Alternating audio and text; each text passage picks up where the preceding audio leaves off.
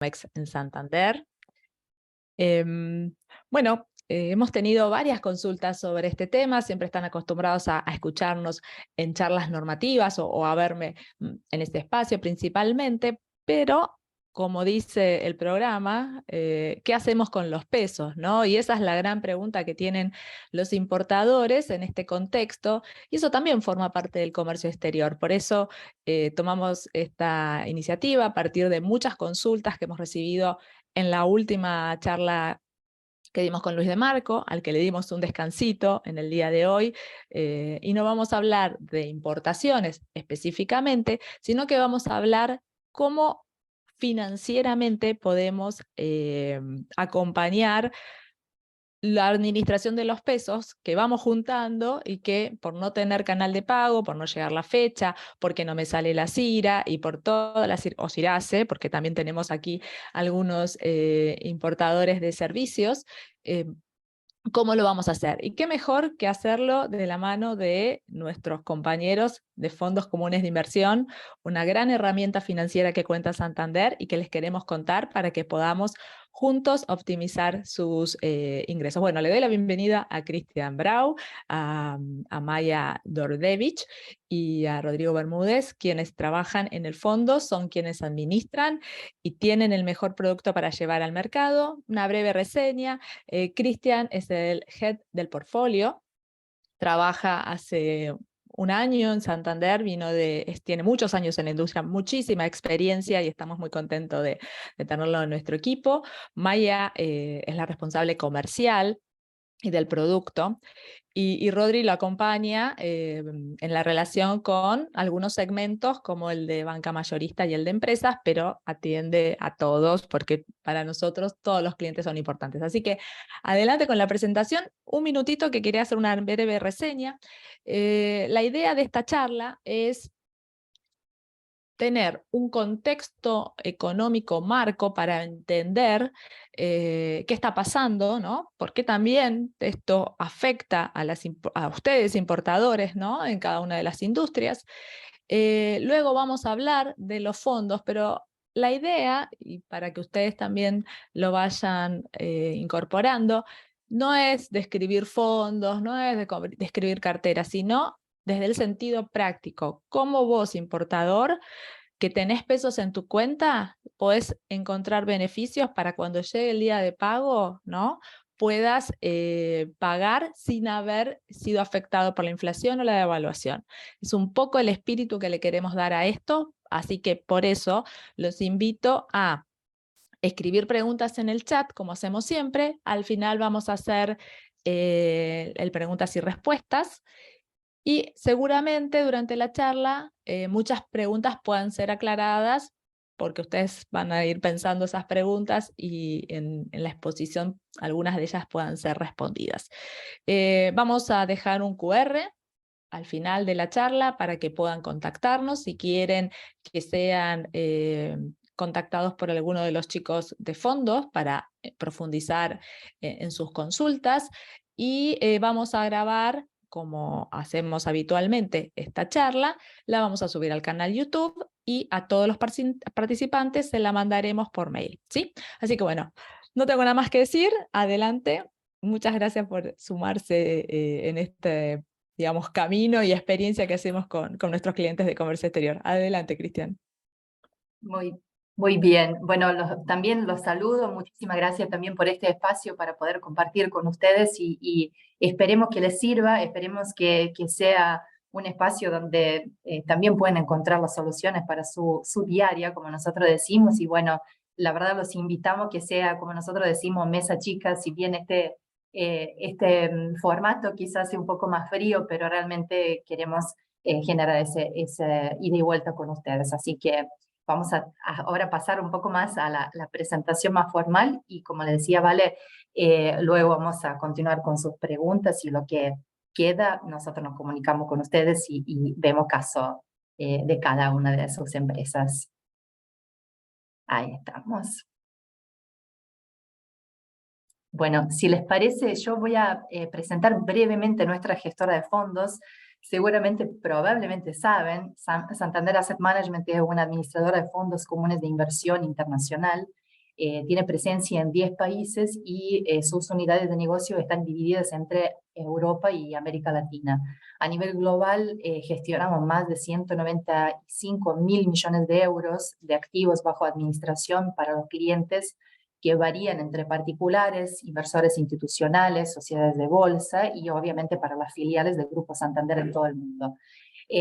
Yo creo que nuestra reputación es uno de nuestros principales activos como empresa, por lo que me gustaría enfatizar que todas nuestras estrategias de inversión están bajo un estricto proceso de control de riesgo, tanto a nivel local como global, y tanto para mitigar los posibles riesgos reputacionales de crédito y de liquidez, como ustedes conocen, en inversiones son cruciales, y así como para incrementar el valor del portfolio de nuestros clientes. En cuanto a nuestra empresa local, estamos en la industria hace más de 30 años, con más de 195 mil clientes, también variando desde persona física hasta persona jurídica.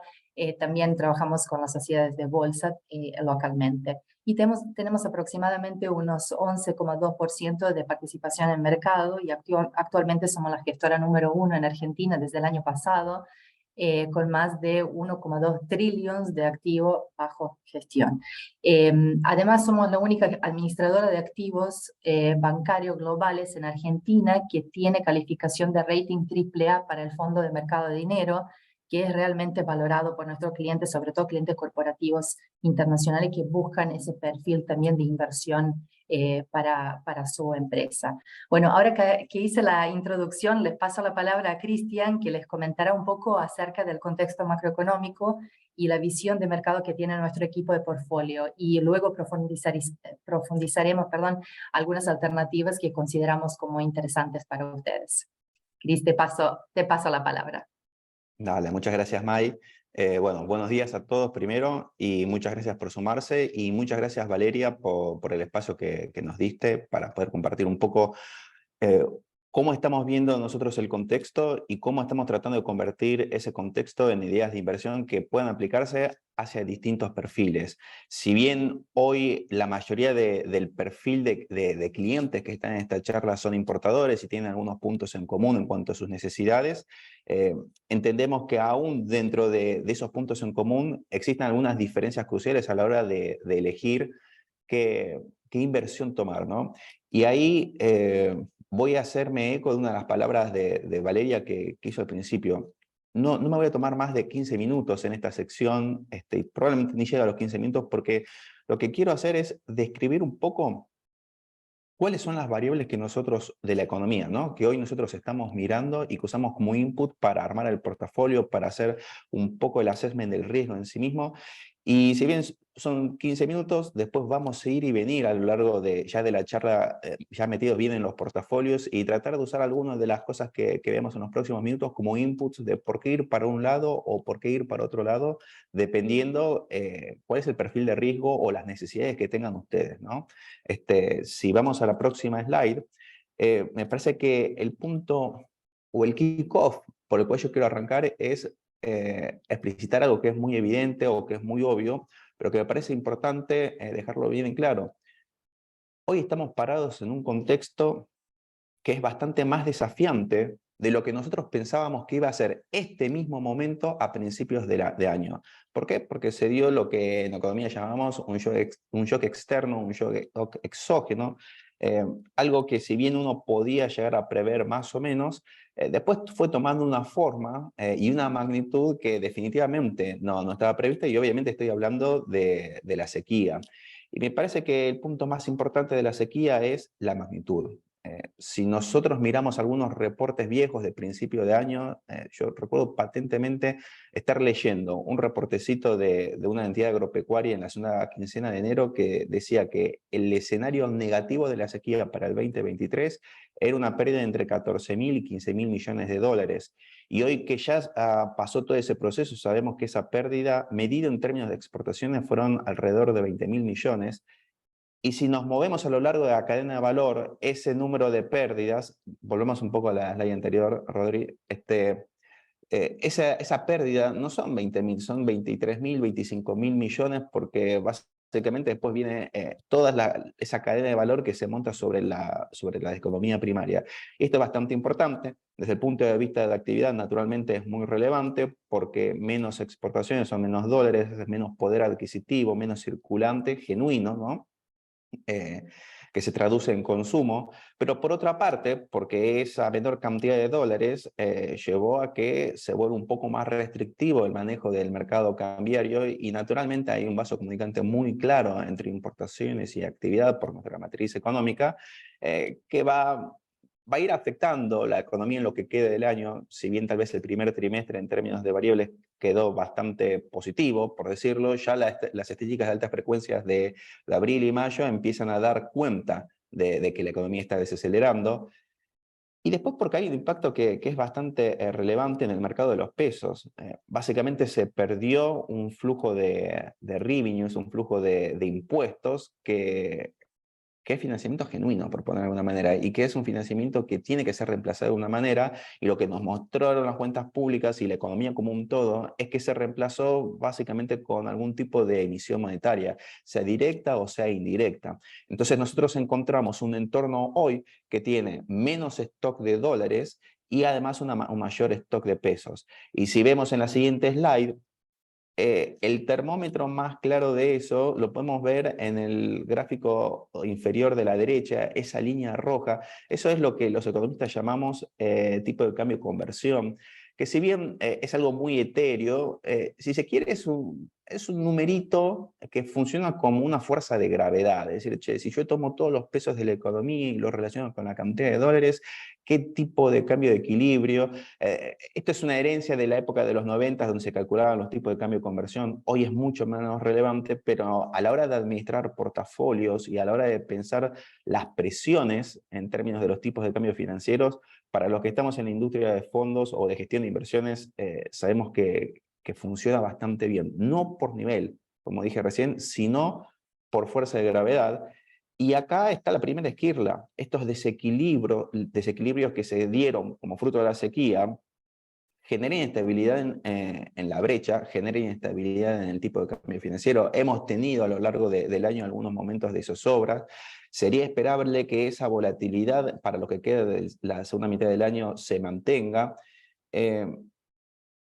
Y eso es bastante importante, porque para evitar esto que estoy diciendo, estas consecuencias, básicamente se necesita consumir recursos, es decir, consumir dólares. Dependiendo del analista que uno mire o lea, desde la última o ruido del mercado o de tipo de paralelos, el Banco Central consumió más de 500 millones de dólares. Estamos hablando de un entorno donde la maquinaria genuina para generar dólares, es decir, el COMEX, no está funcionando. No está funcionando por este shock externo y sobre llovido o mojado tenemos que consumir reservas para contener, si se quiere, la estabilidad. Entonces, en lo que es el mercado cambiario, nosotros vemos que, y haciendo ese juicio, comparar cómo nos imaginábamos que íbamos a estar en este momento a principio de año, la realidad es que imaginábamos un escenario de move through, un escenario si se quiere, relativamente estable, sin demasiada zozobra desde el punto de vista de esterilización en el mercado cambiario.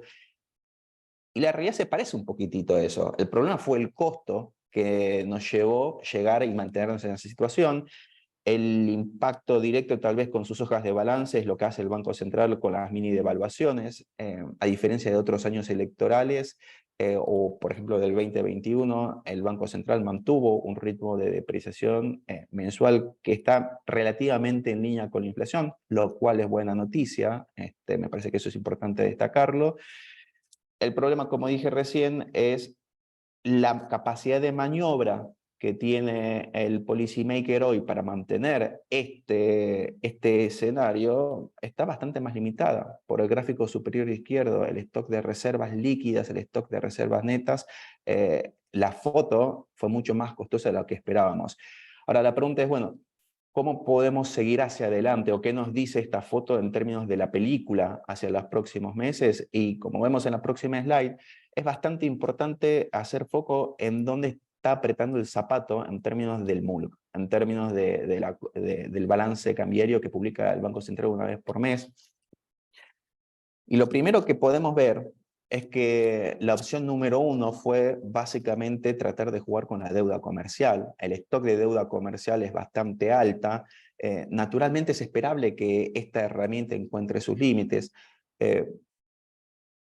sin poder afirmarlo con mucha claridad, pero sí mirando las consecuencias. Uno tendería a pensar que el hecho que se esté usando el swap con China es un termómetro o es una señal de que ese límite de seguir explotando la deuda comercial ya lo estamos tocando, ya estamos coqueteando con el límite de esa estrategia.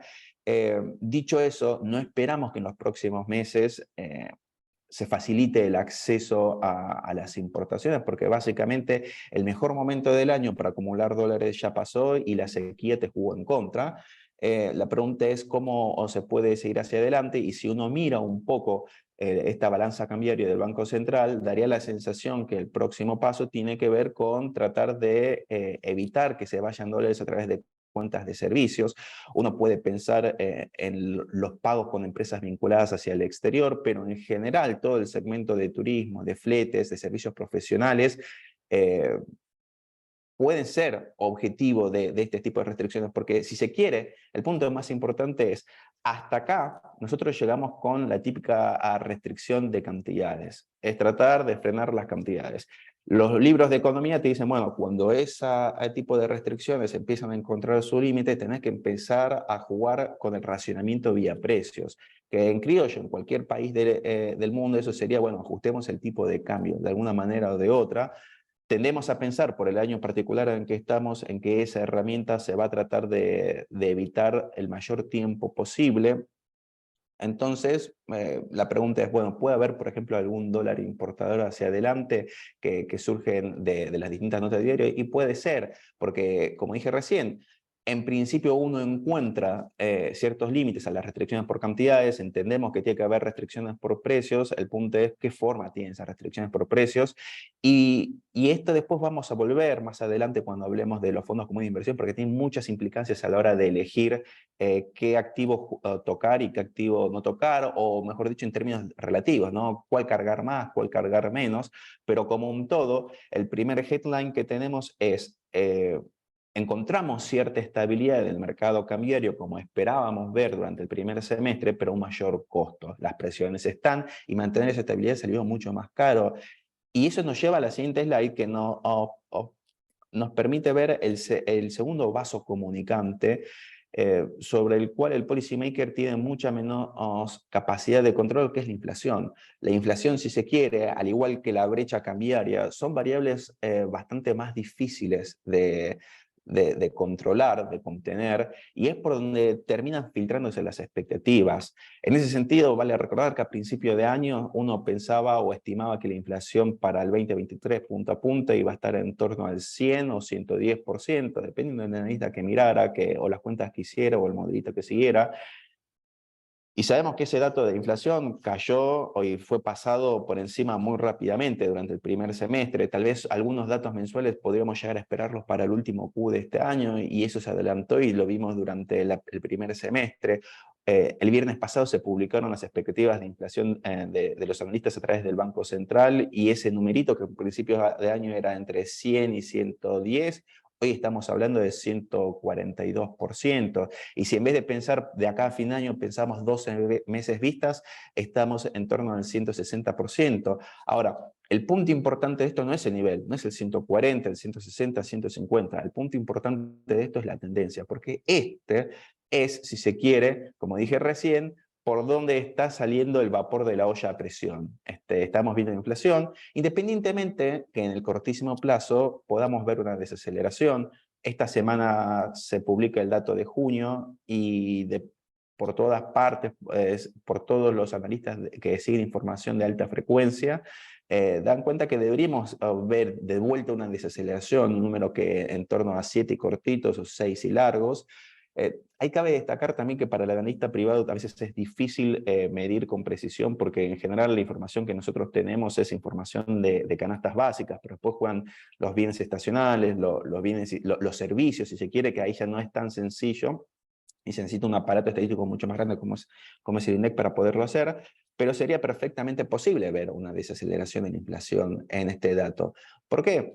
Porque, como dije recién, el tipo de cambio oficial dentro de todo se mantuvo controlado.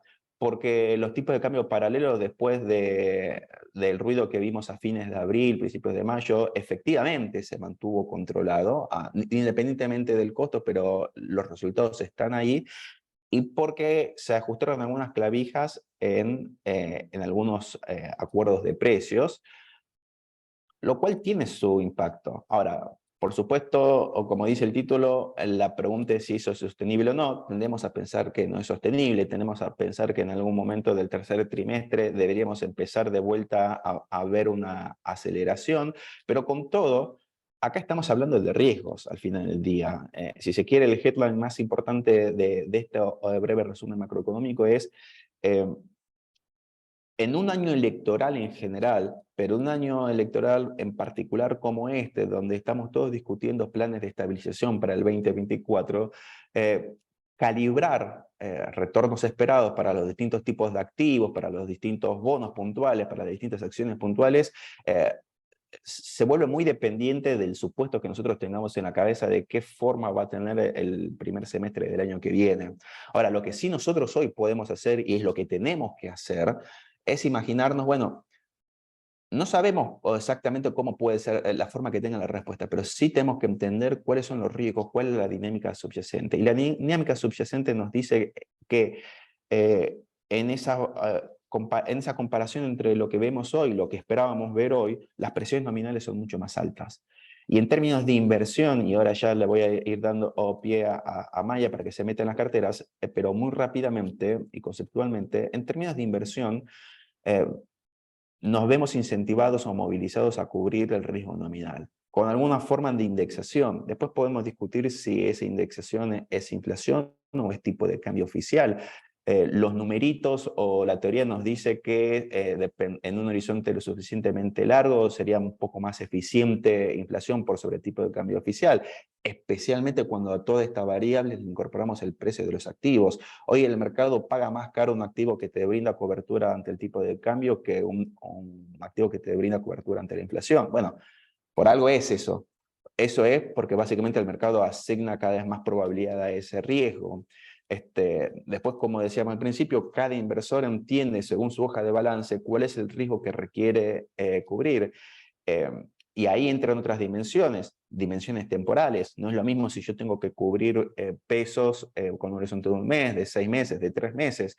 No es lo mismo si yo considero que tengo un stock de pesos y si mañana tuviera acceso al mercado de cambio, voy a usar todo ese stock de pesos para acceder a ese mercado de cambio. Entonces, necesito tener una sensibilidad muchísimo más clara al tipo de cambio oficial que a la inflación. A pesar que capaz en el punta a punta la inflación sea ganadora, pero bueno, ahí entra el negocio de cada uno de ustedes. Entonces, net, cobertura de riesgo nominal, después podemos discutir si es inflación tipo de cambio oficial, y en el cortísimo plazo puede haber algún tipo de oportunidad para opciones nominales de muy corto plazo, como un fondo de T1 o un money market, que ahora va a explicar Mai, pero el riesgo de error ahí es alto, con lo que hay que asumir esas apuestas con discrecionalidad.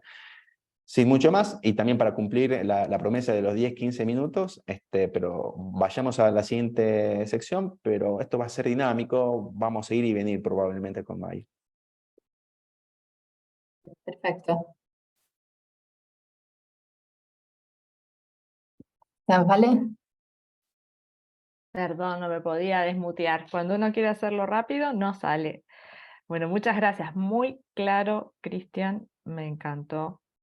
Bueno, ahora la idea, y como recién hizo la introducción Cristian, es ver la familia de los fondos y particularmente, y es lo que queremos que se lleven, qué beneficio tiene cada uno y cuál es la mejor, cuáles de ellos, ¿no? Es la mejor opción para su realidad financiera, ¿no? O sea, no puede ser para una empresa grande, para una empresa chica. No, acá no va por el tamaño, sino la aplicación, y eso es lo que queremos que se lleven.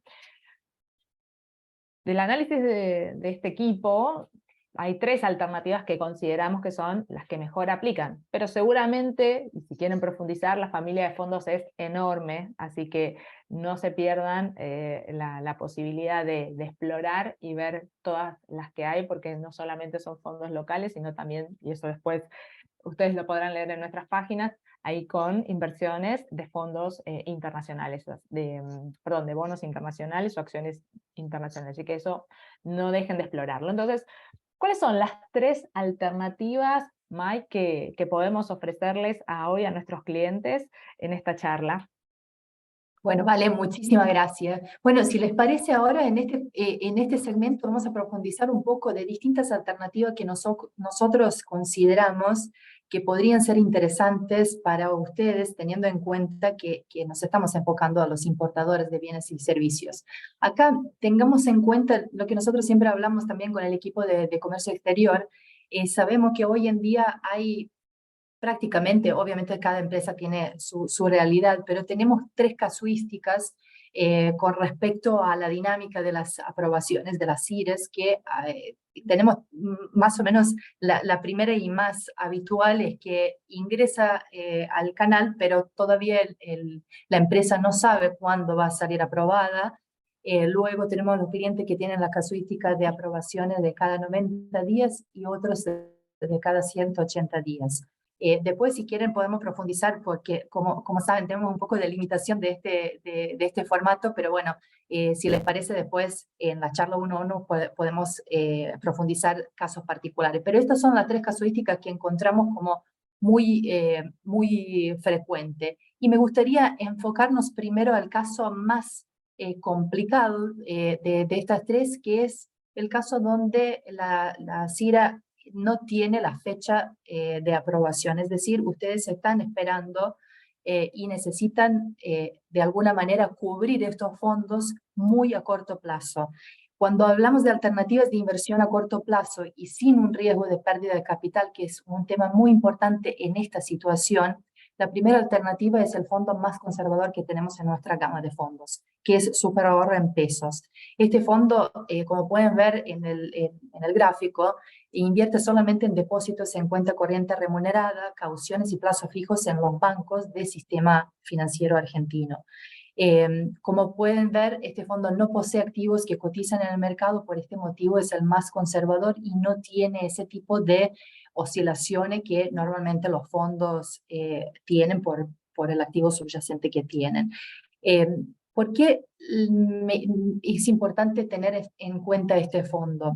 Tengan en cuenta que ustedes, dado la situación que mencionamos en principio, que no tienen la certeza de la fecha exacta cuándo va a salir aprobación del pago hacia el exterior, ustedes no deberían asumir demasiado riesgo de mercado porque saben que en algún momento a relativamente corto plazo, o quizás mediano, pero bueno, esa inseguridad, por decirlo de alguna manera, de la fecha, conlleva esto, que no deberían exponerse a demasiado riesgo de mercado. Por este tema, este fondo es el más atractivo hoy en día para este tipo de situaciones. Luego de la misma gama de fondos de mercado de dinero, nosotros tenemos 2 fondos adicionales que nosotros los llamamos dinámico, money market dinámico, ya que poseen una menor porción de activos de renta fija, que obviamente los hace un poco más volátiles, pero dado a su composición principal de instrumentos de cash, siguen siendo los fondos más conservadores. Ahora, me gustaría volver un poco al slide anterior, Rodri, si puedes volver. Seguramente se preguntan cuál es la ventaja en comparación con el plazo fijo. Es un tema que habitualmente siempre surge en nuestras reuniones con los clientes. Bueno, en primer lugar es la liquidez, que es más que obvia. En caso de plazo fijo, ustedes saben que tenemos que esperar que transcurra el tiempo estipulado en el mismo, que puede variar entre mínimo 30 días hasta más de 90 y otros casos más. Y en un fondo de mercado de dinero podemos disponer de nuestro dinero en el momento que lo necesitamos. Ahora, cuando hablamos de la tasa, también versus rendimiento de fondo de mercado de dinero, más allá que podemos sufrir cierta diferencia en las tasas implícitas, que en el transcurso del tiempo, con todos los cambios que tuvimos en las tasas pasivas desde el lado del Banco Central, piensen siempre que y les sugiero siempre que comparen las tasas a nivel mensual, por un simple hecho que en ese caso ustedes están buscando a rentabilizar los excedentes muy a corto plazo, como por ejemplo mínimo un mes, una semana, 10 días, poquito más también, pero de esta manera van a percibir que no existe mucha diferencia entre la tasa de plazo fijo y el rendimiento de fondo, que nosotros en este caso, solamente porque es un fondo de mercado de dinero, podemos hablar de una tasa implícita, y la ventaja de poder utilizar su dinero cuando lo necesita es realmente distintiva. Hoy en día también, seguramente saben, la tasa de plazo fijo para personas jurídicas es aproximadamente 80%, y hoy la tasa implícita de superahorro es aproximadamente 84,30, así que inclusive está rindiendo mejor, pero puede llegar a tener oscilaciones, que es muy normal. Y tercera ventaja, quizás menos obvia, pero en mi opinión más relevante, y ella es el costo de oportunidad de tener inmovilizado los saldos por un periodo fijo. ¿A qué me refiero a eso? Eso siempre en las mesas chicas con las empresas hablamos mucho de eso. En Argentina, y poniendo también el contexto macroeconómico, obviamente, que tenemos, sus empresas no se dedican a las inversiones, sus empresas se dedican a la producción, fabricación, venta de servicios, etc. Muchas veces su mejor negocio a nivel financiero va a ser asegurarse el stock de mercadería o materia prima, fijando el precio. Y ahí es donde este fondo juega el rol crucial, ya que le da la disponibilidad de los fondos de manera inmediata para poder aprovechar esa oportunidad. Así que a mí me parece, siempre me gusta mencionarlo, porque me parece que realmente es algo muy distintivo en cuanto en comparación con el plazo fijo. Ahora, si les parece... Un segundito, Mai, te Sí, interrumpo un minuto. sí, Algo vale. que me parece súper positivo de este fondo, Ujú. muchos de ustedes, me imagino que deben ser muchos, casi todos, tienen que calendarizar las operaciones, y a veces se calendarizan por 48 o 72 horas, dependiendo en el momento que cargaste la operación. Entonces, esta es una oportunidad súper buena, porque, como dijo Mai, lo rescatás al toque, rescataste y lo tenés en la cuenta. Entonces, esos días que vos tenés la plata en la cuenta, en lugar de dejarla disponible, podés suscribir el fondo, y el día que sabes que tenés que pagar, porque lo podés seguir en nuestro canal online, rescatás y ya fondeaste la cuenta. Así que es una buena alternativa. Si no lo querés tener todo el tiempo porque buscas otras opciones, esta te sirve para cuando tenés que pagar la importación. O sea, tan simple como eso. O sea, fíjense como en pequeñitas cosas pueden sacar un montón de utilidad de la familia de fondos. ¿Vale? Y un tema también no menor es que hoy el fondo está abierto hasta las 5 de la tarde para las Wow, personas qué bueno jurídicas, eso. así que es un horario comercial donde ustedes, una vez que también los excedentes que tienen de día a día, no solamente destinados para el pago al exterior, pueden también rentabilizar con los fondos de money market. Así que es una, como vos decías, una muy buena alternativa a corto plazo, y con esa liquidez que la caracteriza, que es realmente muy positiva y muy beneficiosa para las empresas. Total. Igual no lo hagan a las 5 de la tarde con las operaciones Comex, que se anulan, pero para No, otras cosas sirve. fondos sí, COMEX no. Llegamos a lo último y no, por no rescatar el fondo a tiempo, se anuló la operación, nos No, matamos. no, No, no. así que para Comex, Ayudamos, antes de las 3, chicos. vamos a ayudar a los amigos de COMEX, quédense tranquilos.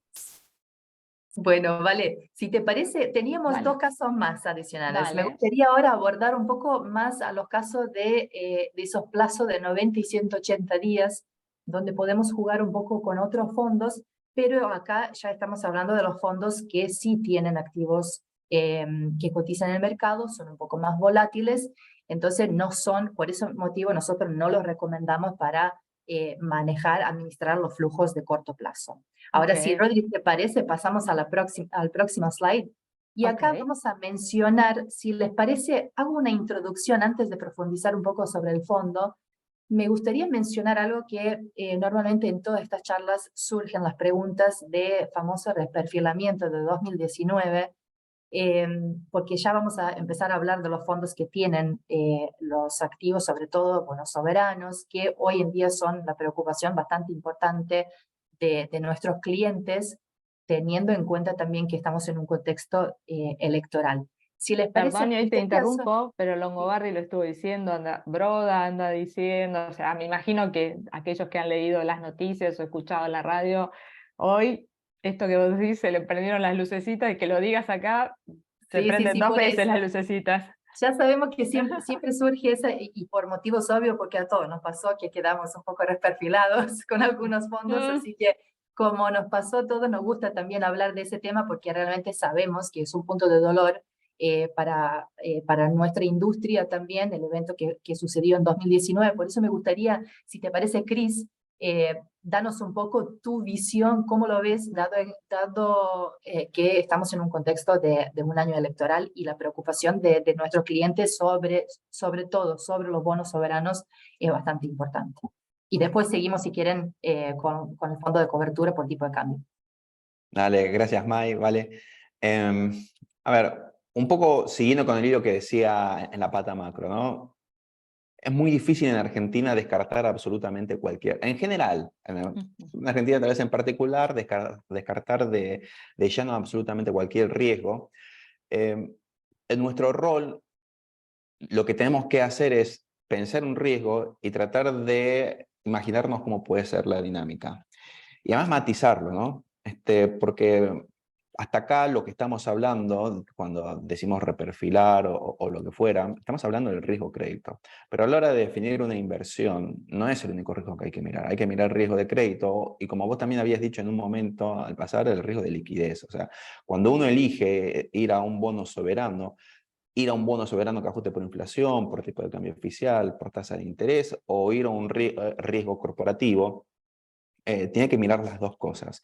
Entonces, el primer punto a favor de la deuda soberana con relación a otros tipos de riesgo aparece en el riesgo de liquidez. Eso es importantísimo. Y además también quiero hacer una aclaración que me parece que es importante. Riesgo no necesariamente es malo, ¿no? O sea, riesgo en finanzas es una fuente de retorno. Ahora, desde el punto de vista de liquidez, los bonos soberanos, a diferencia de otras opciones, a vos te ayudan. La profundidad de ese mercado es muchísimo más alto por el tipo de jugadores que tenemos, pero también por el tamaño en sí mismo del mercado, que a la hora de pensar fondos como los que maneja Santander, que tienen un tamaño bastante relevante, es un factor a tener en cuenta. Tal vez si vos manejas un fondo de 10.000 millones, podés rebalancear un porcentaje muy alto de la cartera de un nombre corporativo hacia otro, cuando el fondo en vez de tener 10.000 tiene 130.000, 140.000, se vuelve un poco más difícil cuando entras en el mundo de los créditos corporativos. Entonces, ese punto hay que prestarle atención, especialmente cuando hablemos de los fondos de cobertura dólar link, que seguramente vas a hacer algo de mención. Ese factor hay que tenerlo en cuenta. Ahora, la pregunta de ustedes va directamente al otro tipo de riesgo, que es el riesgo crediticio, que es cómo lo analizamos. Y ahí me parece que hay que pensar un poco cómo es la película de la deuda soberana en los últimos 12 meses, desde el último cimbronazo que tenemos, porque más allá de lo que pasó en el 19, tuvimos un friendly reminder del riesgo crediticio en junio, julio del año pasado, cuando la deuda en pesos tuvo un pico de volatilidad en Argentina. Cuando uno se aleja de la diaria y empieza a mirar un poco de arriba, tal vez si se quiere la tendencia más general del mercado de pesos, uno observa dos grandes fenómenos. El primer fenómeno es una reducción de la cantidad de pesos alocada a la deuda del Tesoro hacia deuda del Banco Central, es decir, proporcionalmente hoy hay más deuda del Banco Central que del Tesoro de la que había hace un año atrás. Pero además de eso, también hay una cuestión de tenedores. Para mantener cierta estabilidad en lo que es el mercado de deuda local, en lo que va del año y en lo que fueron los últimos 12 meses, el sector público tuvo un rol muy importante. Hubo un cambio, hubo un pasamanos desde el sector privado hacia el sector público. Y esas dos tendencias son bastante importantes. ¿Por qué? Porque al final del día, cuando nosotros empezamos a escuchar, reperfilar o lo que fuera, en realidad estamos hablando de otro problema macroeconómico, que es el exceso de pesos. O sea, la economía, para volver a crecer, olvidémonos del primer trimestre del año que viene. Pensemos en un horizonte de 4 años vista, o lo que fuese. Conceptualmente, la Argentina necesita reactivar la producción. Ahora, para poder hacer eso necesitas flexibilizar el acceso al mercado cambiario de una manera o la otra. Y el impedimento de corto plazo que vos tenés ahí es el exceso de pesos que se generó por emisión en los últimos 4 años, y que como decíamos hace unos minutos, este shock que fue la sequía lo terminó agravando, porque cuando uno mira las cuentas fiscales hubo un ajuste fiscal, muy claro hubo un ajuste fiscal, pero la caída de la recaudación fue todavía más fuerte, y eso se financió con emisión. Entonces, el primer punto a saber es que las deudas en general no se pagan, las deudas se refinancian, y eso aplica para el privado como para el público, para Argentina y para cualquier país. Y el próximo gobierno va a tener que refinanciarse. Ahora, yo tengo una tendencia de mediano plazo y que tiendo a pensar que va a continuar, en la cual, como dije recién, se va moviendo deuda del Tesoro, que es donde estamos invertidos los fondos comunes de inversión, a deuda del Banco Central. Y además cada vez en la película a grande hay menos deuda del Tesoro indexada en manos privadas. Para poner un poco de número en contexto, hoy la cantidad de pesos de deuda por todo tipo, hay casi 30 puntos del producto, del PBI. De eso tenemos, en realidad es 28, pero tenemos, para hacer cuentas fáciles, 13 del Banco Central, 15 del Tesoro, y de eso del Tesoro menos de 5 puntos están en manos privadas. Entonces, el próximo gobierno, para que tenga posibilidad de éxito, probabilidad de éxito, su plan de estabilización va a requerir de financiamiento, porque el punto más importante es apaguemos las fuentes de emisión. Bueno, a menos que lleves en el día 1 el déficit fiscal a 0, y no va a suceder, vas a tener que seguir financiándote. Y el financiamiento viene por el mercado de capitales. Si vos arrancás reperfilando de manera agresiva, refinanciando de manera agresiva, y en criollo eso significa con pérdida de capital, arrancás tirándote un tiro en el pie. Entonces, desde el punto de vista de los incentivos, cualquier programa de estabilización debería evitar ese tipo de medidas. Entonces, cuando uno escucha a los referentes hoy, puntualmente, olvidémonos de tal vez la pata política que hizo resonancia hace un par de meses, pero hoy cuando escuchamos a los candidatos a ser ministro de Economía de los principales referentes de la oposición, esa idea de un refinanciamiento agresivo ya no está. Y tiene que ver con los incentivos. O sea, tiene que ver con que es una pieza clave en cualquier programa de estabilización. Pero además de los incentivos, tiene que ver con la utilidad. Si el problema es menos de 5 puntos del producto, no tiene sentido hacerlo. Porque en definitiva, aquello que sea nominal en algún punto va a verse reducido, medido en dólares o medido de inflación al inicio de la implementación de un programa de estabilización. Aquella deuda del Tesoro que está en manos públicas, que tienen otro tipo de horizonte de tiempo, probablemente puedan ser susceptibles de un refinanciamiento y que te saque pesos que te eviten correr contra el dólar, y después te queda en las manos privadas. O sea, en condiciones normales el sector privado va a refinanciar. Y es muy importante tener en cuenta, por ejemplo, lo que pasó. O sea, cuando uno mira junio, ya empezamos a ver eso. De a poquitito el mercado de capitales empieza a bajar un poco el precio a ese riesgo, al riesgo 2024. Los mejores activos financieros de junio fue la deuda 2024, no fue la deuda 2023 como venía siendo hasta ahora. Hay un cambio de humor, y creo que de fondo ese cambio de humor tiene que ver con esto, ¿no? O sea, tiene que ver con cuán conveniente es desde el punto de vista de un plan de estabilización y cuán útil es. Porque 4 puntos, 5 puntos del producto no te va a mover la brújula. Y es más grande el daño que el beneficio de hacer eso. Y si ese riesgo de crédito lo metemos en la coctelera con otro tipo de riesgo, con el riesgo de liquidez, empieza a generar incentivos. Ni hablar si metemos en la coctelera el perfil de retorno, ¿no? Que hasta ahora estamos hablando en todo contexto de riesgo, pero las finanzas tienen dos aristas, riesgos y retornos. Ahora, como digo siempre, probablemente vayamos y volvamos sobre estos puntos, pero me parece más útil ahora verlo en términos de carteras, como vas a hacer. Sí, tal cual. Tal cual. Yo lo que sí quiero solo pedirles disculpas. Yo estuve respondiendo las preguntas, pero respondo medio rápido porque estamos en plena charla, así que voy a abordar todas las preguntas que hicieron. Bueno, si les parece, pasamos ahora a profundizar un poco el fondo que hoy es el fondo Dollar Link, que nosotros lo llamamos de la industria Dollar Link, que se llama Superbonos. Superbonos es el fondo de renta fija que está orientado básicamente a brindar a nuestros clientes una cobertura en caso de salto discreto de tipo de cambio. Por razones obvias, este fondo es muy demandado entre nuestros clientes corporativos y actualmente este es el fondo Dollar Link más grande del mercado, con 138.000 millones de pesos de activos bajo administración. Nuestro segundo competidor, para que tengan un poco la idea, tiene la mitad de nuestro activo bajo administración. El año pasado, les hago un poco la parte descriptiva de ese fondo. El año pasado, con el equipo de portfolio, nosotros ajustamos la estrategia de este fondo para poder brindar a nuestros clientes una mejor solución de la cobertura, teniendo en cuenta el contexto macro en Argentina. Habiendo dicho esto, en este momento este fondo es el único en el mercado que proporciona cobertura en caso de salto discreto de tipo de cambio, mientras que otros fondos son más, también fondos Dollar Link puros, y nosotros decimos son más fondos de carry.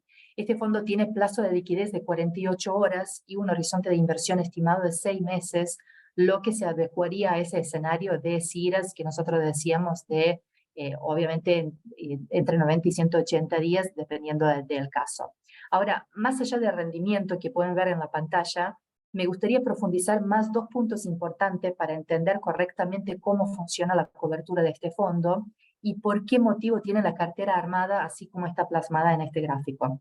Como pueden ver, este fondo posee una gran porción de sintético en ROFEX o NDF, como nosotros lo llamamos, que nuestro equipo de portfolio rolea todos los meses, es decir, lo renueva todos los meses, y nosotros vamos a seguir con esa estrategia de inversión, al menos en este contexto donde, como comentaba Cris, existe una posibilidad de salto discreto de tipo de cambio o no, pero es una alternativa muy eminente.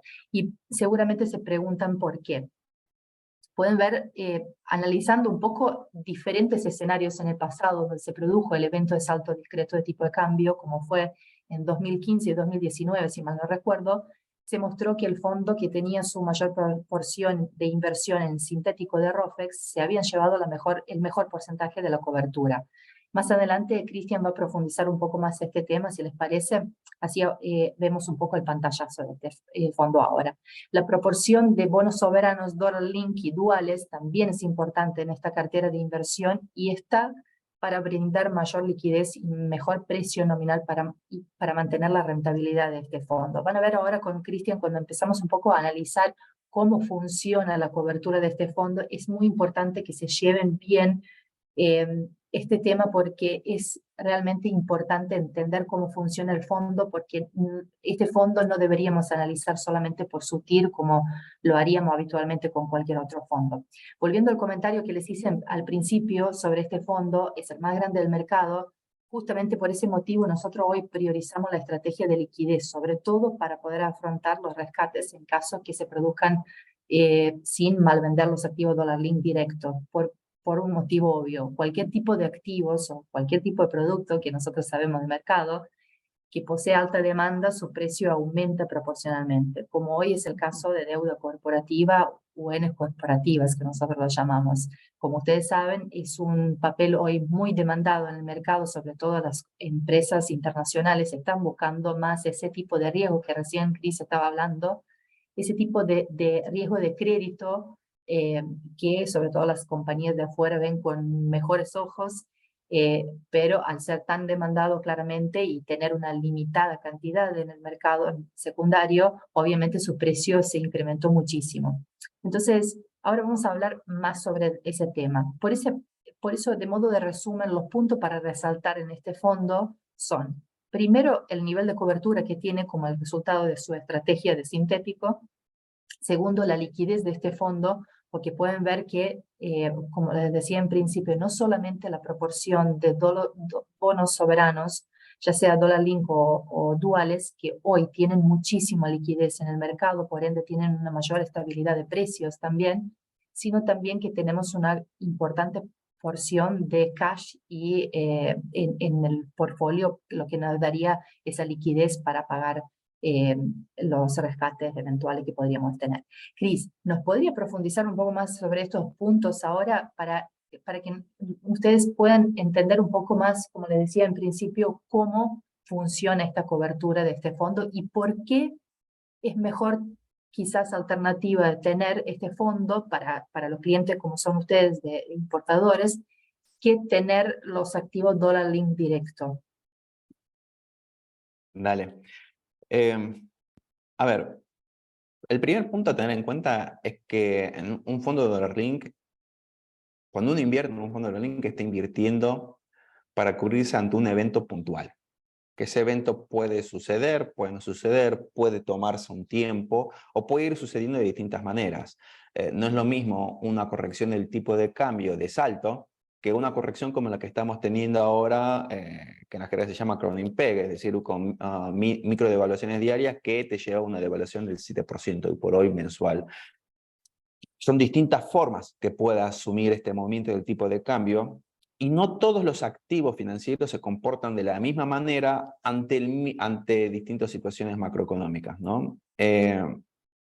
Ni todos los inversores, y voy a empezar por este punto que me parece es relevante, ¿no? Hay dos tipos de inversores en general en la industria. Aquel que tiene que manejar su cash management, como probablemente sea el caso de todos los clientes que están en esta charla, que su objetivo es el negocio en sí mismo y donde ellos no tienen que ganar plata necesariamente. Lo más importante es no perder poder adquisitivo, perder lo menos posible. Y después uno tiene los típicos inversores flipeadores, un inversor institucional de mediano plazo que está donde cree que le va a dar el mayor retorno de mediano plazo y cuando eso deja de ser, se va. En general, si se da un evento, si se da el evento para el cual estamos cubriéndonos, el primer tipo de inversores, lo más probable es que se vaya rápido. Y el segundo tipo de inversores se va a ir todavía más rápido. ¿Esto qué quiere decir? Cuando uno mira las distintas devaluaciones que hemos tenido en los 10 años y trata de pensar un poco cómo se comportó esta industria. Y voy a sacar a propósito el 2019, porque el 2019 se combinó también con un impacto muy importante, como ya hablamos hace unos minutos, en la deuda de peso, entonces pierde comparabilidad. Pero cuando uno mira, por ejemplo, la devaluación de salto de principios de 2014 o la devaluación de salto de finales de 2015, la industria de los fondos comunes de inversión de Berlín perdió casi el 50% del patrimonio por rescates, no por pérdida patrimonial, sino por rescates durante la primera semana. Es decir, los fondos tuvieron que ponerle la plata a los inversores, básicamente, porque invertamos en bonos, en money market, en acciones. Un fondo común de inversión tiene que devolver la plata en el tiempo estipulado. En este caso, 48 horas, como decía Maya. ¿Qué quiere decir eso? O sea, que para mí, como gestor, tengo que prestarle atención en general, pero en este tipo de fondos en particular tengo que prestar muchísima atención a la liquidez, al riesgo de liquidez. ¿Qué pasa si los inversores me piden la plata de un día para el otro? Lo cual me lleva obviamente a tener una visión, a tener que tener una visión muy clara sobre dónde están los riesgos sobre el tipo de cambio oficial. Por eso arrancamos los primeros minutos hablando sobre, más o menos el comportamiento del Banco Central se parece a lo que esperábamos, pero el costo fue más alto. Llegamos hasta este punto con un costo más alto. Y eso además también te genera cierta zozobra a la hora de tratar de pensar cuáles son los grados de libertad hacia adelante. Nosotros no creemos o asignamos baja probabilidad a una corrección de salto de acá a fin de mandato, pero esa probabilidad es un poco menor de lo que era a principio de año. ¿Por qué? Porque la macro nos está diciendo que salió muy caro llegar hasta acá como consecuencia de la sequía. Es decir, el recíproco, creemos que la necesidad de prestar atención a la liquidez de este fondo aumentó con relación a lo que estaba hace 6 meses. Entonces, ahí en el chart que miraban hace unos minutos, y bueno, acá en el cuadro que están viendo, dice corporativos 14%. Yo miro la cartera a esta semana y ese 14 ya es un 12. Y si la comparo con lo que era hace 2 meses, ese 14 era un 20%. Hubo un movimiento. Y ese movimiento tiene que ver justamente con tratar de ir moviéndonos a estrategias más líquidas. Aun si esas estrategias más líquidas rinden menos en el cortísimo plazo. ¿Por qué? Porque si uno mira la historia, mientras los bancos centrales son capaces de mantener las devaluaciones mensuales, las estrategias de inversión que mejor rinden son aquellas que funcionan, no voy a decir un taxímetro, pero que se comportan más o menos como eso. Llámese pagaré bursátil, llámese obligación negociable, llámese bonos dólar link. Pero en un salto importa la liquidez, porque en un salto el PM tiene que realizar los activos, tiene que venderlos, y lo va a vender al precio que te lo pague el mercado. Y ahí tenés que prestar atención cuál es la demanda potencial de tu cartera después de un salto. Y después de un salto, un pagaré, una obligación negociable de dólar link, no va a valer lo mismo que valía antes. Un bono ajustado por inflación, un bono que te permita llevarte el carry en pesos, especialmente si una devaluación viene con un plan de estabilización que implica también shock de tasas, probablemente al día después consiga mayor liquidez. Entonces, si uno cree que hay que prestarle atención a la liquidez porque los riesgos se están moviendo en una dirección, tiene sentido resignar algo de liquidez de corto plazo. ¿Por qué? Porque al final del día lo que estamos hablando o poniendo en duda a todos los inversores es por cuánto tiempo el Banco Central puede mantener las microdevaluaciones sin alguna corrección, más o menos intensa, pero sin alguna corrección. Bueno, si eso está en duda, tiene sentido resignar carry y pararte pensando en ese otro escenario. Y en ese otro escenario priorizamos la liquidez. En términos de activos, como decíamos hace unos minutos, los soberanos ofrecen un perfil de liquidez mucho más alta que los corporativos. Y en términos de estrategias, la estrategia sintética, es decir, pesos cubiertos con ROFEX, te ofrece mayor liquidez que un producto de dólar link directo. Por eso, nosotros estamos viendo que la posición de ROFEX tiene 45%. Hace 6 meses era más chica. Dentro de 3 meses me animaría a pensar que va a ser un poco más alta. ¿Por qué? Porque se van moviendo las placas tectónicas en función de cómo nosotros vamos percibiendo los riesgos.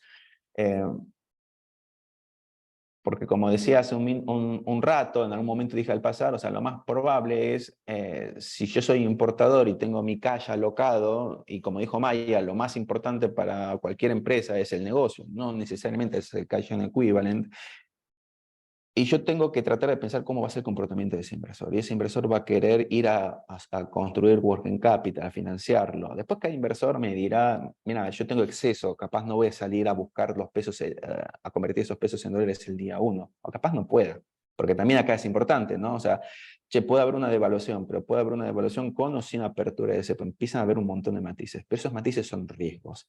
Y hoy estamos en un modo en el cual estamos mirando más los riesgos a una costa de resignar un poco de retorno en el corto plazo.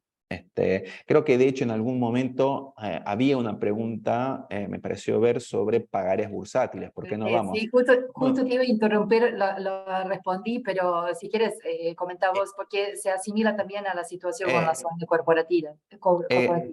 Exactamente, o sea, un pagaré bursátil o una obligación negociable, un crédito corporativo que está atado al tipo de cambio oficial, te puede, dependiendo la percepción que tenga uno, minimizar el riesgo de crédito contra un soberano, pero el riesgo de liquidez probablemente no. Entonces, un pagaré en general se tiene que mantener hasta maturity.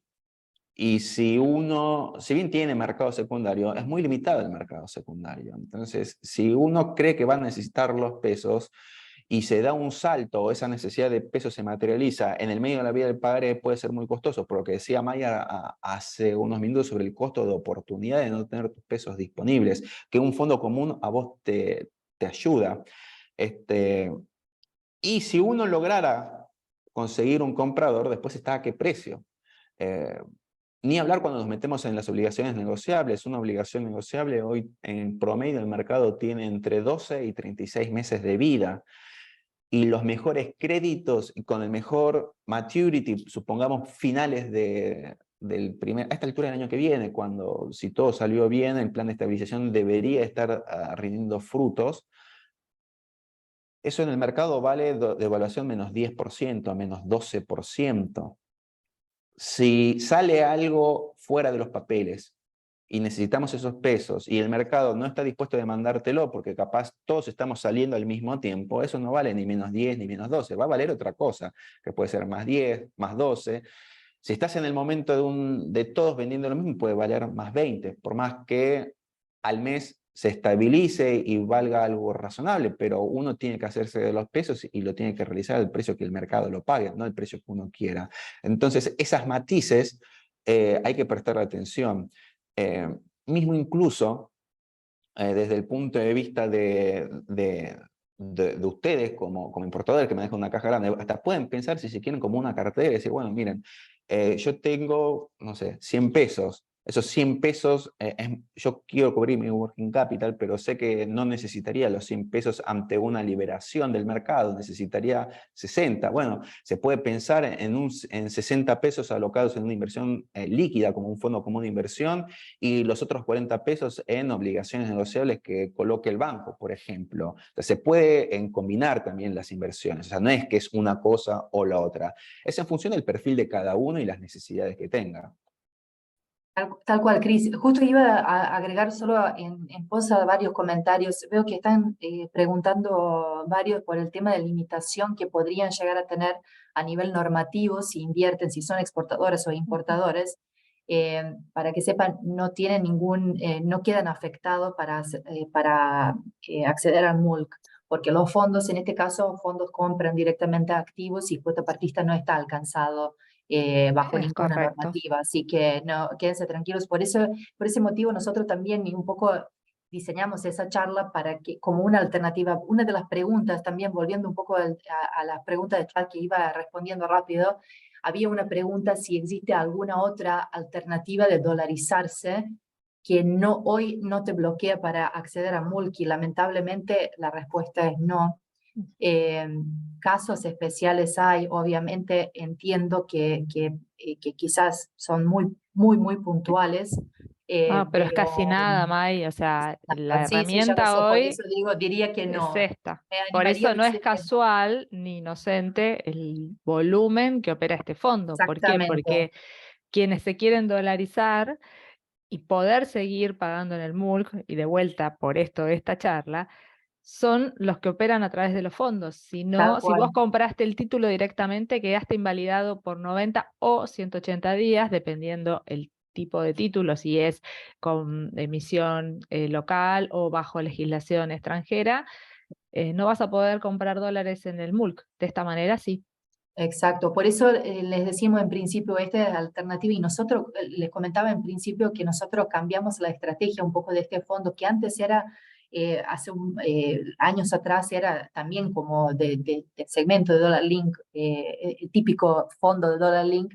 Nosotros el año pasado hicimos esa modificación de estrategia justamente porque el tipo de cliente que nosotros tenemos en Santander también es de persona jurídica, es decir, son los clientes corporativos que hoy en día también están luchando con excedente de liquidez enorme y necesitan de alguna manera cubrir ese excedente hasta el momento que pueda hacer el giro de divisa o no. También tenemos casos donde no es necesario. Así que esta alternativa, un poco para hacerles resumen, esta alternativa es justamente de cobertura, como les comentaba en principio, no de carry.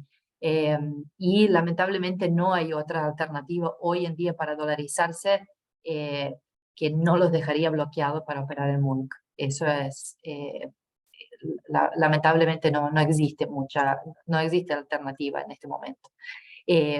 No sé si Rodri, quieres, yo iba contestando un poco las preguntas rápido, pero veo que está un poco más interesante el tema. Ahora estamos pasando a nuevas preguntas. Rodri, si quieres Es que, pasamos claro, al en la medida que próximo se va slide. hablando, se le va despertando a la Sí, gente sí, sí, sí, nuevas sí. dudas. Sí, Cris, me parece solamente nos quedó último detalle acá para, digamos, para ser conciso, cómo en caso de salto discreto de tipo de cambio. Supongamos que mañana sucede. ¿De qué manera se comportaría ese fondo y qué cobertura se llevaría nuestro cuotapartistas? Bueno, en primer lugar, y lo ato con algunos comentarios que estaban diciendo hoy, ¿no? O sea, básicamente en Argentina hoy no existe una forma perfecta de cubrirte contra el tipo de cambio oficial. La forma perfecta es básicamente el acceso al MULC, y como dijo Vale, si eso fuera posible, este fondo no tendría 138.000, 140.000 millones y la industria no tendría el tamaño, ¿no? En ese contexto me parece que el punto más importante a entender es que ninguna, no importa si es un fondo, si es una obligación negociable o un pagaré que tengas que realizar en el medio, es una opción perfecta. La historia nos muestra que la industria Dollar Link básicamente fue capaz de cubrir entre un 65 y un 75% del salto en el momento del salto. Y eso después es 65 o es 75 o es un poquito más o es un poco menos, dependiendo de el tiempo en que vos tardaste en llevártela. Si vos te vas el día 1, que es cuando el mercado se pone más vendedor, porque es donde aparecen los rescates y todos están vendiendo y todos los gestores de cartera están vendiendo, probablemente te lleves un porcentaje más bajo. Si tenés la capacidad de espalda de esperar un poco más, probablemente te lleves un poco más. Y después depende de la estrategia. Por eso es importante la introducción que estuve un rato de cómo funciona. No es lo mismo que te agarre un salto de tipo de cambio parado en una cartera que está pensada para microdevaluaciones que una cartera que está pensada en el riesgo de liquidez del día después. Eso es fundamental. Los vasos comunicantes son los activos Dollar Link, en primer lugar, y ROFEX, que no es un activo en sí mismo, pero es un activo, ¿no? Es un contrato, es un futuro, porque son los que tienen la cláusula directa. Luego está esa porción de activos que te permite llevarte esos coletazos, los coletazos específicamente asociados a la inflación. De ahí viene la porción. Por eso también la porción de productos serios. Por eso también a la hora de analizar una opción de Dollar Link, o sea, naturalmente hay muchas opciones y algunas estrategias son mejores que otras dependiendo del view que tenga el cliente de lo que puede pasar en el mercado cambiario. Pero esta slide está pensada para que se lleven unas notas. De decir, bueno, ¿cómo analizo el fondo de Santander contra otro fondo, contra otra opción? Y bueno, primero el nivel de cobertura. Nosotros hoy estamos en nivel del 90%, eso es importante. Hay jugadores que están al 100%. En promedio la industria está un poco más bajo que nosotros. Hay algunos fondos que son de Dollar Link que capaz tienen un 60% de cobertura. Después, ¿cómo se arma esa cobertura? Estrategias que serían más líquidas o menos líquidas ante un salto. La presencia o no de activos asociados al dólar financiero como bonos corporativos hard dólar o soberanos hard dólares. No hay una cosa que esté bien o que esté mal, o sea, son distintas estrategias pensadas para distintos conceptos. Nosotros hoy tenemos una cartera de clientes que son en su mayoría corporativos, en su mayoría importadores, en su mayoría multinacionales, que buscan cobertura. Entonces nosotros decidimos mantener un fondo que mire principalmente los riesgos, que se mantenga puro Dollar Link, por eso el nivel alto de cobertura del 90%, que puede llegar a 100 en el corto plazo, que no esté contaminado por el ruido que te puede agregar hard dollar, no porque sea malo el asset class, sino por el perfil de cliente que nosotros tenemos. Y porque somos conscientes y tenemos la experiencia de entender cómo funciona esta industria el día después de una devaluación. Y es muy importante porque, como dije hace un rato, el día después, ustedes, los inversores flipeadores, todos van a querer probablemente sus pesos para ir al working capital o para moverse a otra cartera, a través de una cartera más asociada por inflación. Un poquitito eso serían los vasos comunicantes entre el evento macro y el retorno de la cartera. Estoy de responder a los chats. Perdón, Cris, demoré un poco para conectar. Bueno, ¿alguna otra consulta? Estaba un poco mirando, hay un montón de consultas relacionadas a este segmento de fondos. Y hay preguntas, por ejemplo, interesantes sobre los fondos que invierten en CDRs, son sobre los fondos que tienen directa exposición quizás a deuda en el exterior. Si les parece, nosotros hoy, en la charla de hoy, como estamos limitados también con los tiempos, nos queríamos enfocar más sobre este fondo. Bueno, ahora brevemente vamos a mostrarles el fondo de renta fija también, que es el fondo que busca cobertura por inflación. Pero al final de la charla nosotros le vamos a dejar un QR donde pueden escanear y dejarnos sus datos, si les parece, así podemos comunicarnos directamente mi equipo con todos ustedes y profundizamos la charla con distintas otras alternativas también. Pero bueno, vamos a ir respondiendo como podemos los chats. Bueno, si les parece, ahora pasamos un poco al fondo de renta fija, se llama Superfondo Renta Fija, que es una alternativa para aquellos clientes cuyo objetivo es cubrirse por inflación. Se trata de otro fondo de renta fija en pesos de mediano plazo que invierte principalmente en deuda soberana ajustada por ser. Como comentaba en el caso del fondo anterior, teniendo en cuenta los activos que posee en su cartera, tenemos que pensar que el horizonte de inversión mínimo recomendado es de aproximadamente 8 meses y el plazo de liquidez es 48 horas. Este fondo posee un patrimonio de 67.000 millones de pesos y una TIR de 170%. Como pueden ver, su cartera de inversión se concentra principalmente en los activos que ajustan por inflación, algo de bono soberano de renta fija y también de cash.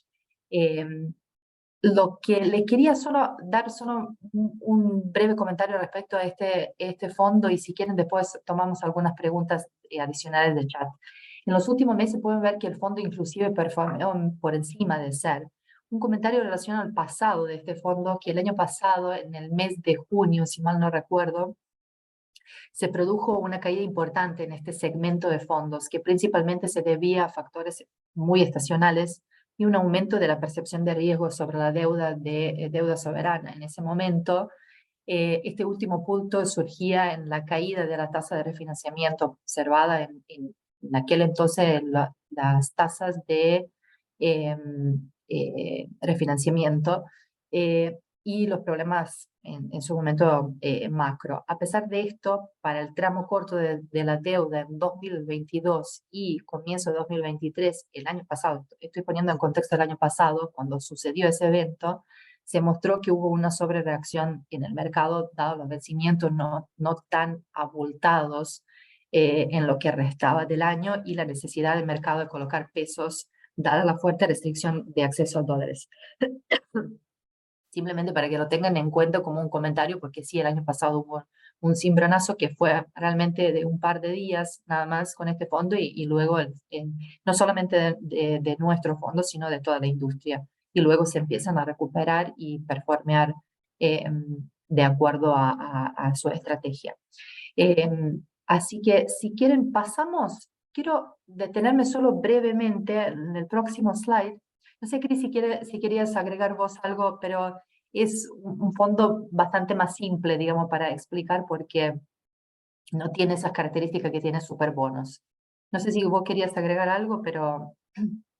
No, Listo, con lo que pasamos dijiste está entonces. perfecto. Dale, después le vamos a compartir la presentación igual para que lo puedan estudiar un poquito más a detalle. ¿Te parece? Hubo varias preguntas relacionadas a los impuestos. Rodri, si podés pasar al próximo slide. Ahí le quiero hacer solamente una salvedad. Acá pueden ver cuándo tributa y cuál es digamos, el beneficio de fondos sobre tenencia de los activos directamente, etcétera. Pero hubo varias preguntas relacionadas a ingreso bruto. Tengan en cuenta que hoy hay solamente 2 provincias, que son Catamarca y San Juan, que tributan o donde tienen percepción de ingreso bruto en el momento de rescate del fondo. Me preguntaron varios de ustedes si existe alguna manera de evitar ese impuesto. Lamentablemente no. No, pero tenemos otras alternativas. Tengan en cuenta, no sé cuántos de ustedes conocen que Santander tiene su sociedad de bolsa. Seguramente algunos de ustedes están un poco más experimentados y tienen más experiencia en este mundo, digamos, de inversiones, pero nosotros también a través de nuestra sociedad de bolsa, ustedes pueden operar nuestros fondos, toda la gama de nuestros fondos, y existe esa alternativa, digamos, de emitir un e-check para poder intentar, digamos, un poco de solventar este impuesto porque operarían a través de la sociedad de bolsa. Eso también es una de las alternativas que pueden llegar a tener como solución, digamos, pero en este momento solamente 2 provincias. De hecho, antes estaban Misiones también y Misiones ya levantaron ingresos brutos sobre rescate de los fondos. Así que eso sería la parte de impuestos. Acá pueden ver también un poco el resumen. Rodri, pasemos a la próxima filmina. acá para hacer un poco de cierre, y si les parece, atendemos un par de preguntas también que vi interesantes en el chat. ¿Por qué canales pueden invertir? Estos son los canales habilitados para las personas jurídicas, donde les diría lo más fácil y más rápido para ustedes como la empresa es operar a través de su canal de online banking de la empresa. Y si no, nosotros tenemos asesores que están a disposición, como el banco, me refiero que están a disposición de ustedes al teléfono, si están llamando a los teléfonos que están en la pantalla. Y por otro lado tenemos nuestra banca privada también que atiende a personas jurídicas, que también les puede dar un asesoramiento y una solución más completa de inversiones, de alternativas de inversión para ustedes. Pero tengan en cuenta también que tenemos nuestra sociedad de bolsa, donde pueden operar directamente sus inversiones. En su Yo les pido disculpas, estoy con una laringitis y ya empezó a hacer efecto, así que por eso estoy perdiendo un poco la voz. Vale, si te parece, me parece simplemente de modo de cierre, les mostramos un pantallazo de nuestros principales fondos, teniendo en cuenta la limitación que tiene este medio para poder atender las particularidades de cada una de sus empresas, como les decía en principio. Después a lo último van a visualizar ese QR con el link donde nos pueden dejar sus datos de contacto, y luego nos comunicaremos con ustedes para profundizar las charlas más en detalles. Así que dejaría un poquito de espacio, ¿vale? Porque me parece que nos extendimos un poco para atender un par de preguntas acá del chat, porque me parece que tenemos tiempo. Perfecto, yo voy a responder una rapidita que la estoy contestando y para dejarle claras a todos. Esta charla apuntaba, y por eso también el título, a fondos exclusivamente, sino, como decía al comienzo, por ahí algunos se sumen un poquito más tarde, le dimos descanso a Luis y a Caro Capurro, y enfocábamos a qué hacer con los pesos hasta que puedas pagar. Seguramente vamos a hacer alguna normativa para agosto, si no sale una norma bastante rara antes, esperemos que no, porque bueno, ustedes ya los que nos siguen habitualmente saben que inmediatamente sale una norma, hacemos la charla aclaratoria y contamos la forma de operar, ¿no? Entonces, bueno, para dejarlo claro, esta no tenía foco de comercio exterior, pero sí está apuntada para los clientes que hacen comercio exterior para que puedan optimizar el uso de los pesos hasta que salgan los pagos, como venimos charlando. Ahí quedaron pocas preguntas, fui eficiente respondiéndolas. Sí, pero claro. A ver, me quedó una pregunta relacionada a las tasas. Viendo las tasas, ¿tienen alguna herramienta que compita, por ejemplo, con un Mercado Pago que tiene un rendimiento superior, sin riesgos y sin cobro de comisiones y disponibilidad inmediata? Es producto ideal, ¿no es cierto? Acá les voy a explicar cómo funciona eso en el Mercado Libre. Atrás del servicio que brinda Mercado Libre a sus clientes está un fondo de money market. Es decir, no es una cuenta, se comporta como una cuenta remunerada, pero atrás de eso está un fondo de money market.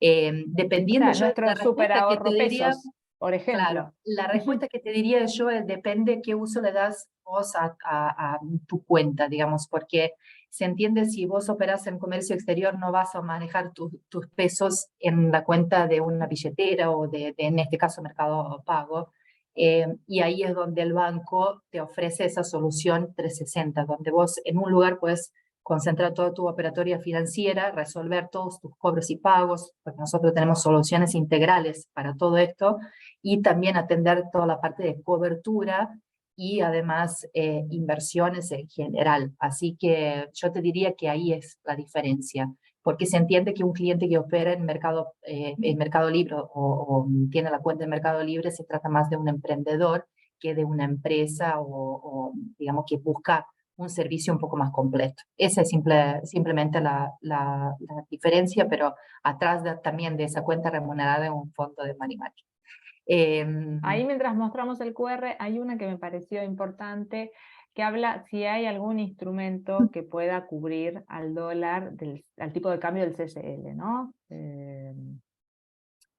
Cris, O sea, si el quieres, dólar libre, no sé cómo lo podemos llamar, ¿no? sí, Porque ya sí. hay tantos nombres. Yo creo que está un poco vinculado, si quieres, Cris, te dejo porque requiere un poco más respuesta técnica, pero vuelvo un poco a lo que les comentaba en principio cuando hablábamos del fondo de superbonos. Piensen que tener un activo directo, que quizás es dólar link directo, tiene otro tipo de riesgo, como lo decíamos en principio. Acá estamos hablando mucho, nos referimos mucho a riesgo de liquidez. No en sentido, vieron que nosotros dijimos, las ON hoy tienen una alta demanda y me van a decir, pero ¿cómo no tiene liquidez? No es una cuestión de que no tengo a quién venderle ese bono, sino de a qué precio me lo va a comprar.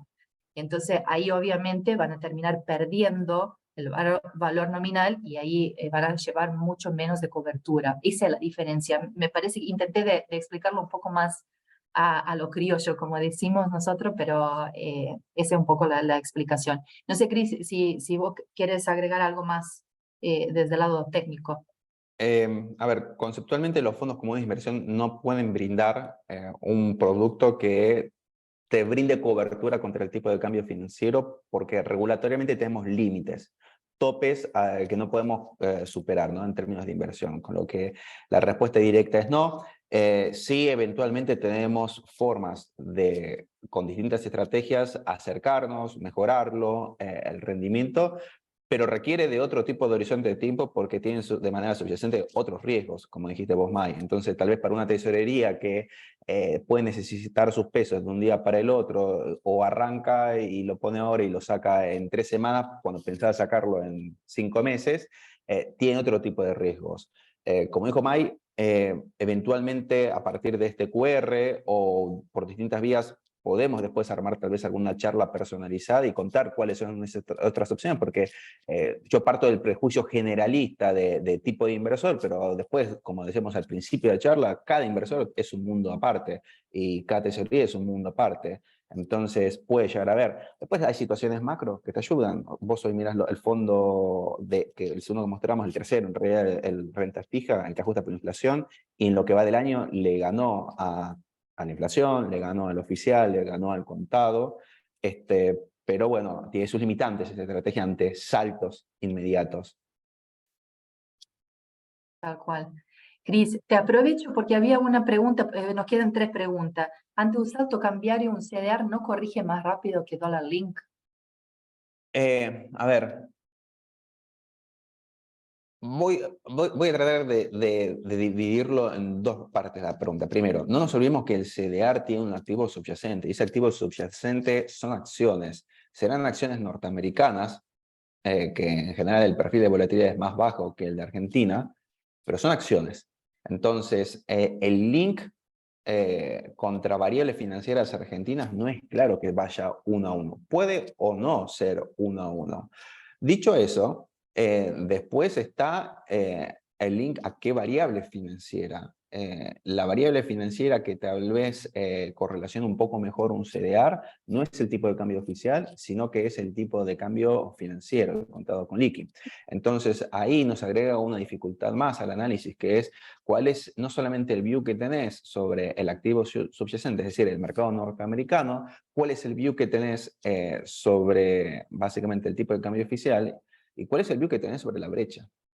Porque en general las correcciones cambiarias, los planes de estabilización se corrigen por el piso.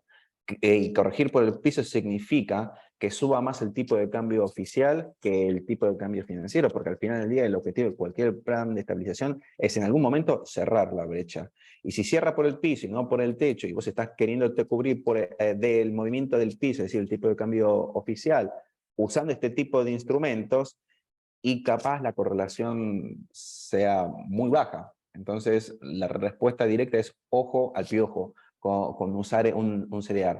Momentáneamente, mientras la brecha se mantenga estable, te puede servir, pero ante saltos hay que tener cuidado. Dicho eso, como también dije hace unos minutos, tenemos opciones de esa índole, no utilizadas para este propósito, pero si a alguno le interesaría de todas maneras discutirlo, naturalmente estamos abiertos a hacerlo y pelotear esto un poco más en profundidad.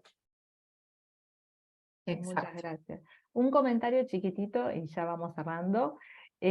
Ahí preguntaron de profundizar sobre banca privada. Bueno, dado el tiempo no lo tenemos, pero lo que vamos a hacer es mandarles una encuesta para ver si les gustó esta propuesta y qué otras cosas necesitan por fuera del comercio exterior, como bueno, surgió ahora esta inquietud de cómo trabajar con una banca privada, otras opciones de inversión que requieran, o financiamiento. Entonces ahí les pedimos que nos comenten para hacer estos espacios que son ricos, que son accesibles y que aparte generan este vínculo para estar todo el tiempo conectados. Así que bueno, sin más, muchas gracias, Cristian, impecable la presentación, Maya, Rodrigo, y a todos los que participaron y nos acompañaron en esta charla. Y bueno, por favor respondan, copien el QR, y nos vemos en la próxima, será normativa o será de otra cosa. Bueno, buena semana para todos, gracias. Buena semana, muchísimas gracias por este Adiós. espacio. Gracias, buena Un semana. abrazo. A ustedes, Chao, adiós. chao.